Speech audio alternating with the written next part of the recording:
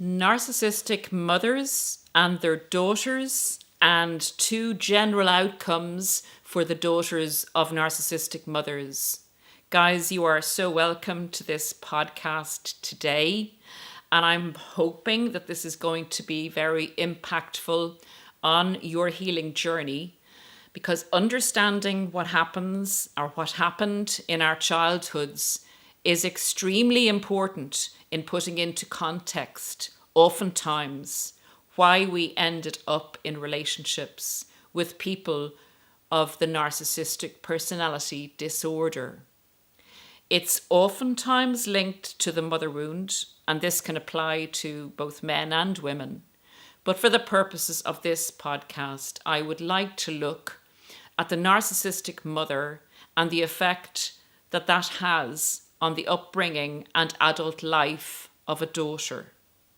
And this is not getting into the evil mother, blame mother. That mother may well have had a narcissistic mother herself and not had the ability or experience to mother the daughter as she needed to or in a healthy manner. But let's get into what that looks like and the impact that it has on women going into their adult life and into intimate relationships and who they're attracted to. So let's just take the mother. She has a daughter. She gives birth to the daughter, and she is doting on the daughter and brings the daughter up in a likeness, sees the daughter in a likeness to herself. Remember, with narcissists, people are extensions of them, particularly people in close relationships with them. So their partners are extensions of them.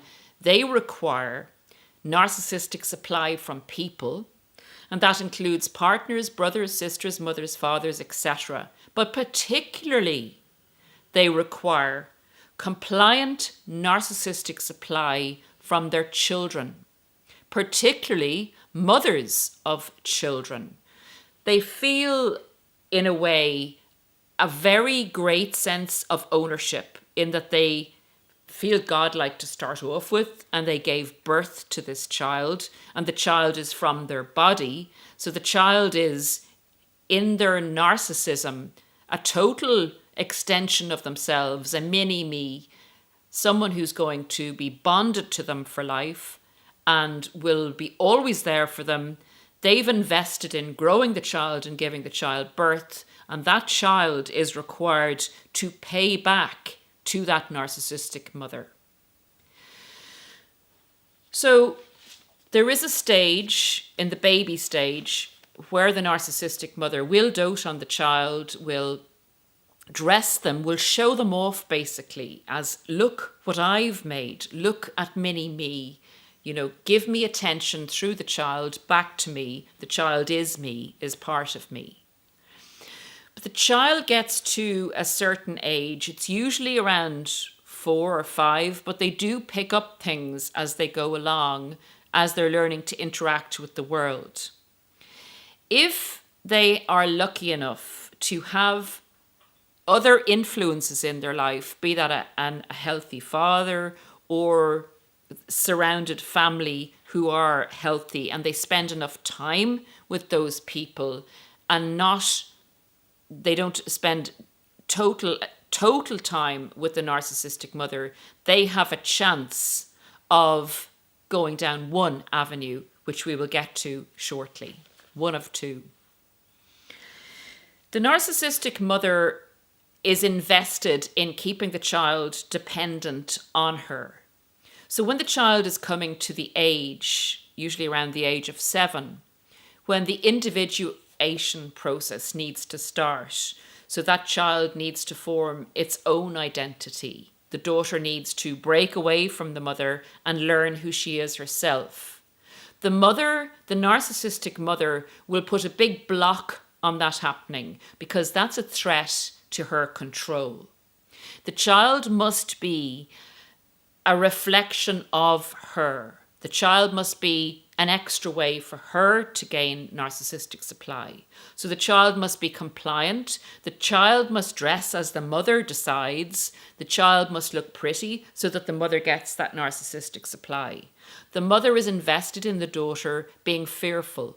The mother tells the daughter, be careful, don't go there, you don't go here, that person is dangerous. In other words, stay with me.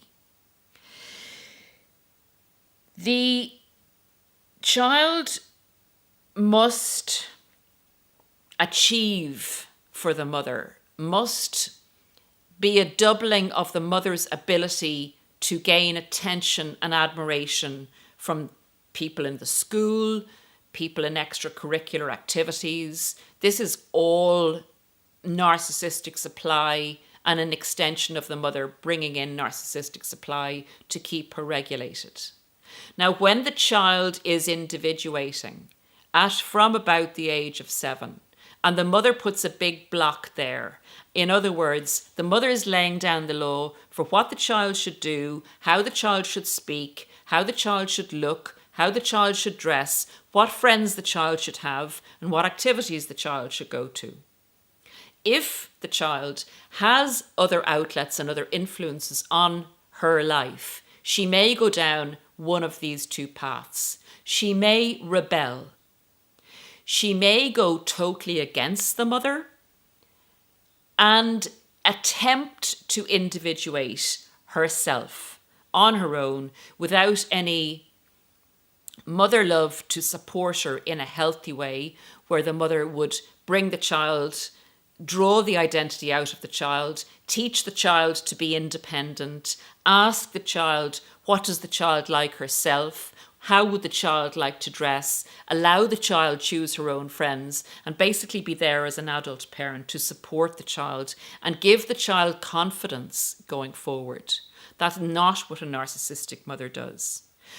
Children are very prone and adept if they've had other influences at recognizing that they're imprisoned, that somebody else is imposing upon them and stopping them from being free.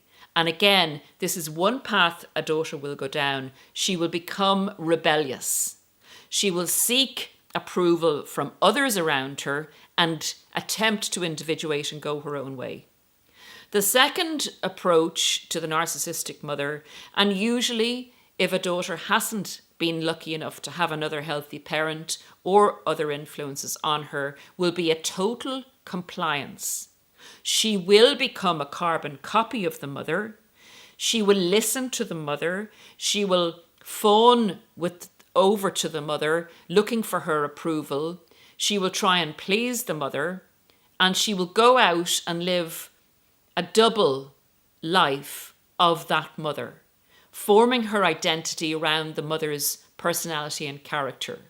And their mother will have a very, very close relationship with her in terms of unhealthy close relationship as that daughter grows up, in as much as helping her pick boyfriends, helping her manipulate them, or girlfriends, whichever the case may be, helping her manipulate people, helping her in her beauty regime, helping her dress, but usually it's dress to manipulate. It's not how you would want, your daughter to choose to dress, but how the mother would dress if she was that age with the daughter. And they live fist to fist, hand to hand, within each other's lives. The daughter doesn't individuate, but again becomes a carbon copy of the mother. So there are the two outcomes that actually will generally happen with the daughters of narcissistic mothers. The daughter who rebels, going back to that daughter, is a big threat to the narcissistic mother.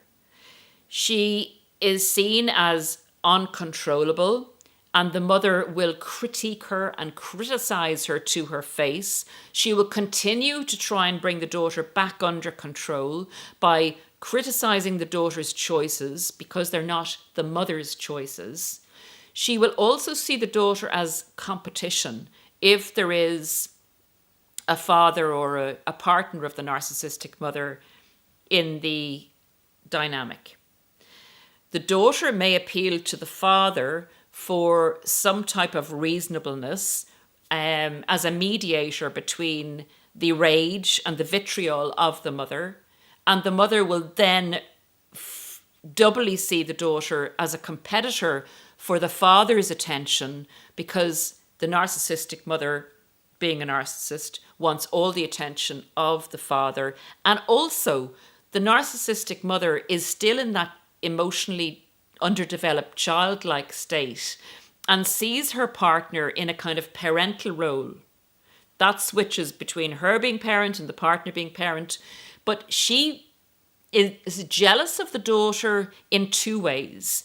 Jealous of the daughter from a female aspect, and jealous of the daughter from a parental aspect, in that the attention of the father, the parenty attention of the father, is all going to the daughter in a healthy way, because that's what parents and children, that's the normal dynamic. But the narcissist isn't normal. The narcissist is that emotionally immature child and seeks that type of attention also from their partner in adult life.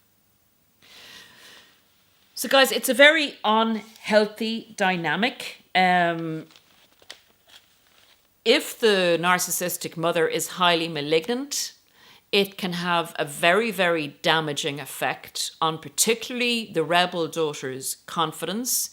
That daughter will go into life having had tried to define a sense of herself without the mother love or approval, which is very important for children in general, particularly for daughters. The daughter will have defined herself and her identity from the father's approval and from outward approval in her peer group maybe, or in her school.